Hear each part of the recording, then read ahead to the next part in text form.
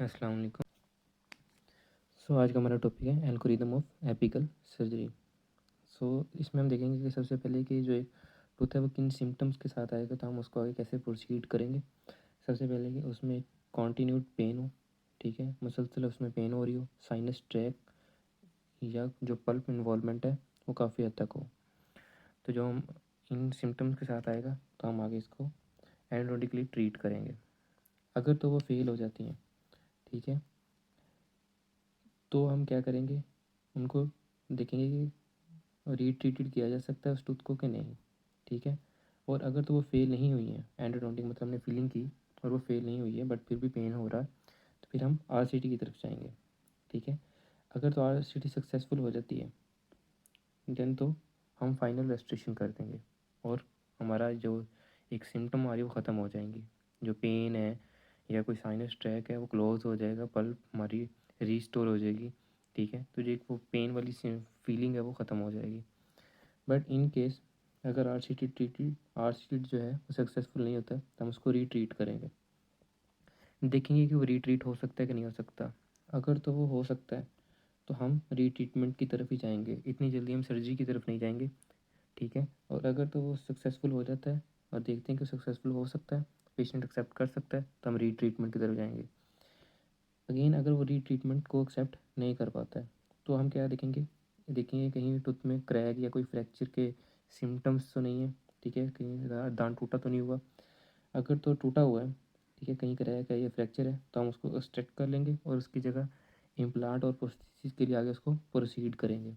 In case अगर कोई fracture और हमें क्रैक नहीं मिलता है तो हम उसका पेरिडोंटल स्टेटस देखेंगे। अब पेरिडोंटल स्टेटस में हमने मेनली क्या देखना है, हमने उसका वर्टिकल बोन लॉस देखना है, पॉकेट डेप्थ देखनी है, ठीक है। पॉकेट डेप्थ 5 mm से कम होनी चाहिए, ठीक है। 25% से कम आपका वर्टिकल बोन लॉस होना चाहिए, ठीक है। अगर तो पेरिडोंटल स्टेटस नहीं नहीं ठीक, तो हम क्या करेंगे, abutment for the existing prosthesis उसको यूज़ कर सकते हैं। हम ये देखेंगे कि हम उसको प्रोस्थेसिस के लिए यूज़ कर सकते हैं कि नहीं कर सकते हैं।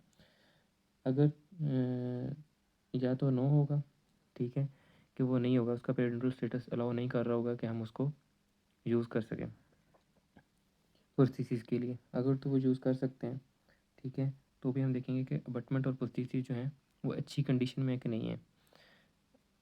If yes then we go for the surgery, ठीक है। हम सर्जरी के लिए देखेंगे कि पेशेंट अब सर्जरी को टॉलरेट कर सकता है कि नहीं कर सकता। अगर वो कंडीशन में ठीक नहीं है तो हम ओबियसली हम उसको सर्जरी की तरफ नहीं जाएंगे, बल्कि हम उसको एक्सट्रैक्ट करेंगे और उनकी जगह इम्प्लांट और प्रोस्थेसिस की तरफ जाएंगे। देन अगर तो वो उनका एडिक्वेट है पेरिडोंटल स्टेटस, देन हम देखेंगे कि वो प्रोस्थेसिस के लिए जो है वो एडिक्वेट टू स्ट्रक्चर है। अगर तो नहीं है तो देन हम एक्सट्रैक्ट कर देंगे और उसकी जगह इम्प्लांट और प्रोस्थेसिस की तरफ जाएंगे। अगर तो एडिक्वेट टू स्ट्रक्चर मौजूद है तो ही हम सर्जरी की तरफ देखेंगे कि हम उसको सर्जिकल एक्सप्लोर करेंगे। अगर तुम्हें फ्रैक्चर मिल जाता है फिर हम देखेंगे मोलर टूथ है। अगर मोलर टूथ नहीं है तो हम उसको एक्सट्रैक्ट कर देंगे। अगर मोलर टूथ है तो हम उसको देखेंगे कि वो पेरिडोंटली साउंड टूथ है। अगर तो है देन हम रूट रिसेक्शन की तरफ जाएंगे, एंडोडोंटिक सर्जरी जो है, ठीक है। अगर तो हमें फ्रैक्चर नहीं मिलता है देन हम लिमिटेड रूट रिसेक्शन करेंगे, ठीक है, अल्ट्रासोनिक प्रेप और उसकी रेट्रोग्रेड फीलिंग कर देंगे, ठीक है। आफ्टर द फीलिंग हम उसके पोस्ट ऑपरेटिव रेडियोग्राफ देखेंगे कि कितना सक्सेसफुल हमारी सर्जरी हुई है, ठीक है।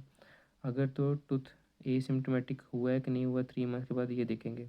अगर तो हो गया है तो जो हमें पेरिएपिकल फिल्म पे हमें नज़र आ जाएगा।